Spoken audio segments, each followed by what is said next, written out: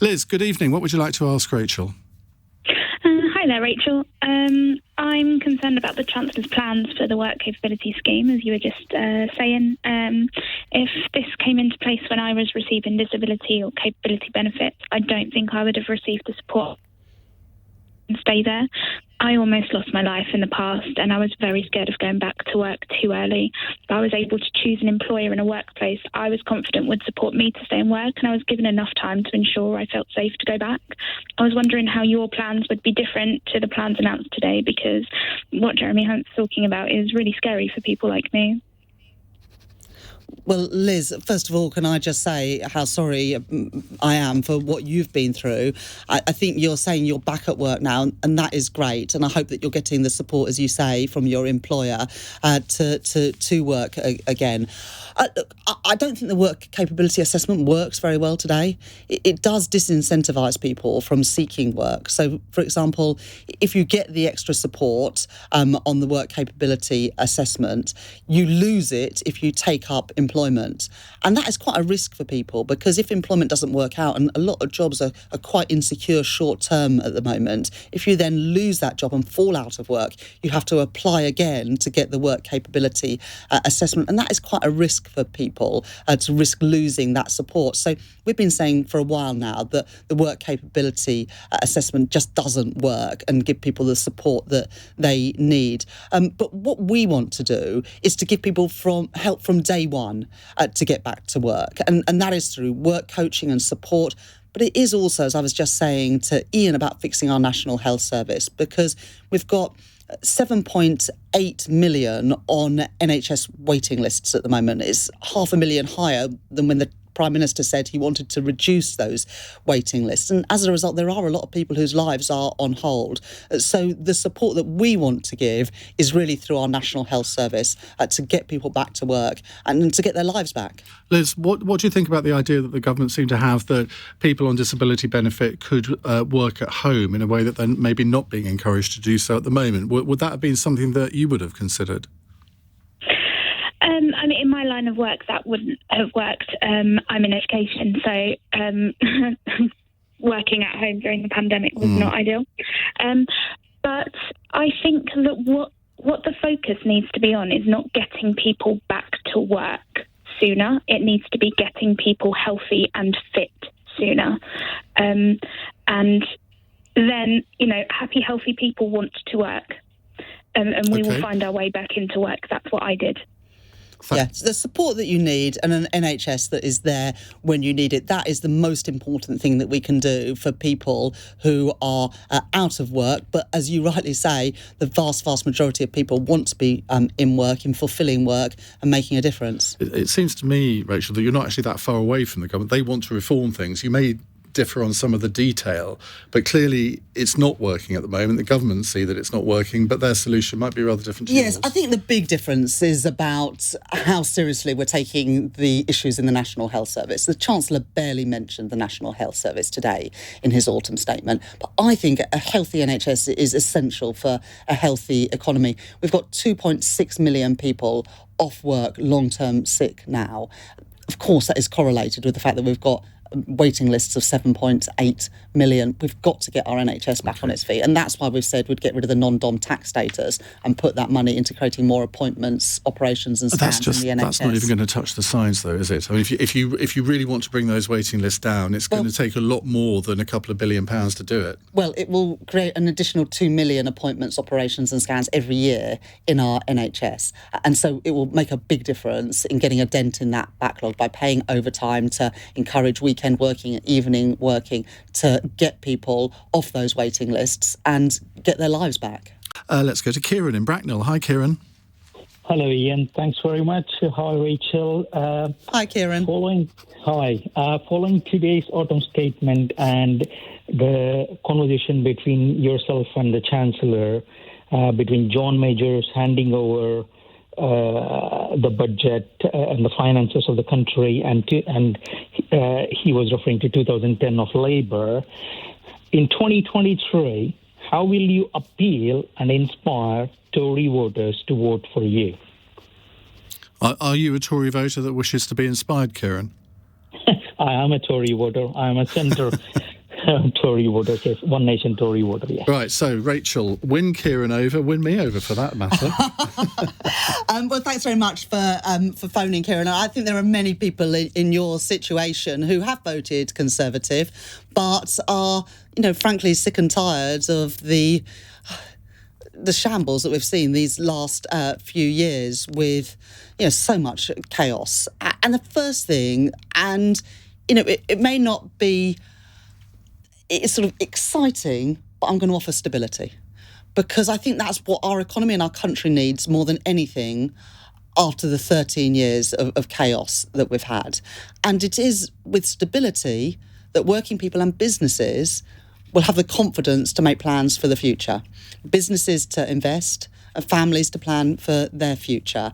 And that's why I've said, and you mentioned the public finances, I'm under no illusions about the scale of the challenge that I will inherit if I have the privilege of becoming Chancellor in the next Labour government. The challenges of the public finances, the challenges of public services. I'm not going to make any promises that I can't commit, but I will work alongside business to unlock business investment in the jobs and the industries of the future, because I go around our country and I see so much promise and opportunity, businesses with so much ambition, families and communities with so much ambition, and yet you look at the growth numbers, you look at the investment numbers, and that potential is not being realised. So our plan will be to invest alongside business in the jobs and the industries of the future, to reforming planning so we can get our economy growing, but all of it built on that rock of fiscal and economic stability that I know that businesses and families crave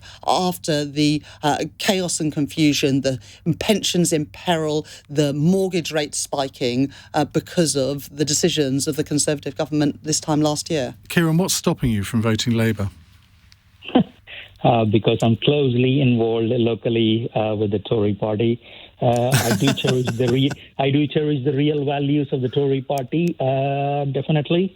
But I was expecting what Rachel would do given the exchange I have seen this morning. So I was curious what she would, how will she appeal to the rest of the people who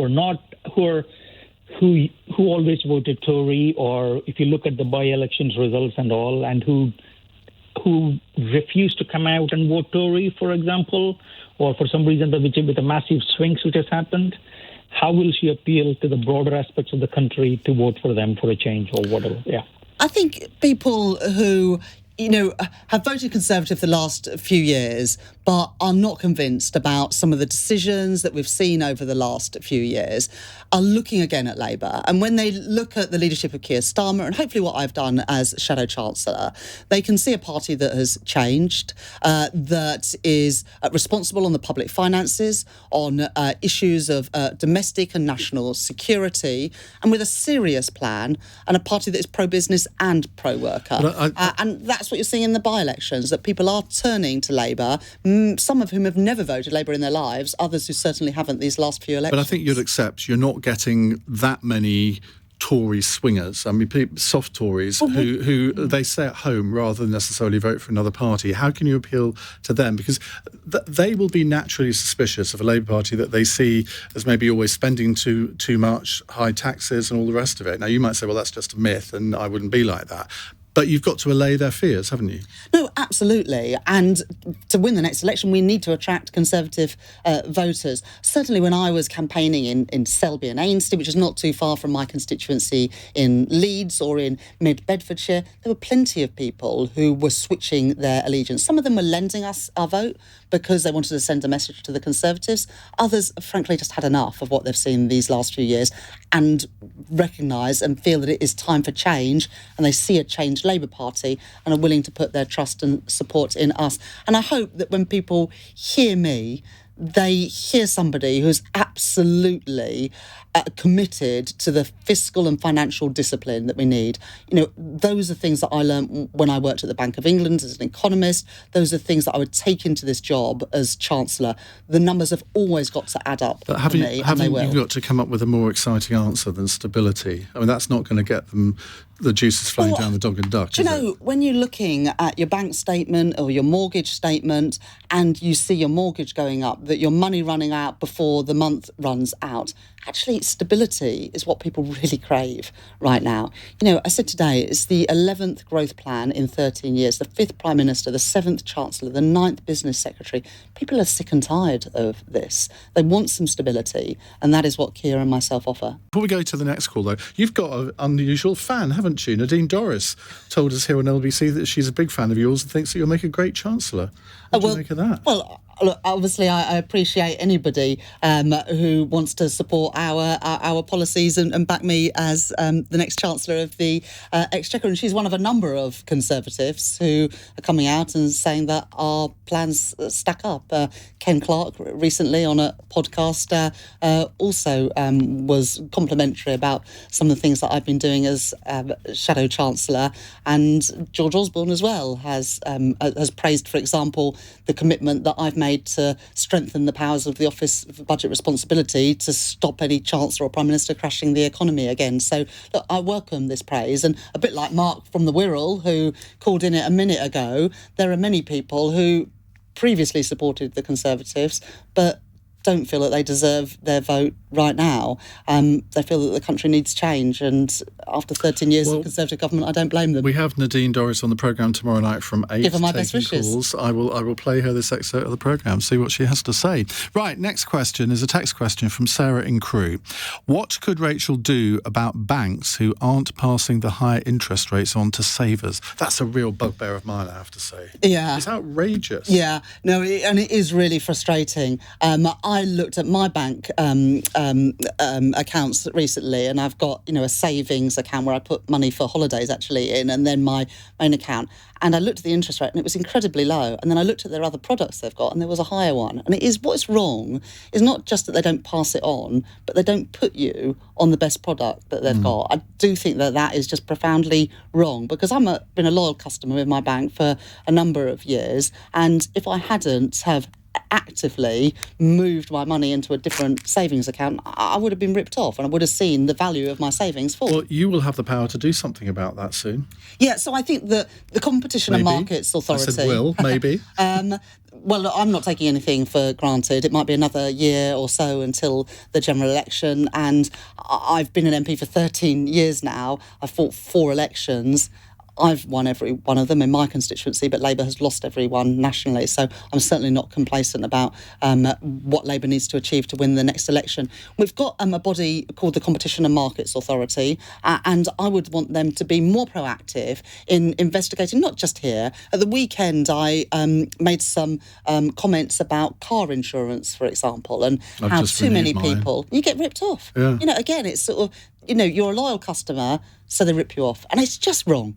And it's in a number of areas. It's the same with, your telecoms providers. You have to go to the effort all the time rather than rewarding loyal customers. So I would want the Competition and Markets Authority to be a lot tougher with some of the businesses, especially where they rely on the inertia of customers, because we've all got busy lives and spending all of our time shopping around for all these different products. It's not enough hours in the day. So I think, Sarah, you make a really important point, and it's not just, sadly, on savings in bank accounts. It's a whole range of other products, and we need to toughen up the regulators so that they take action when it's necessary.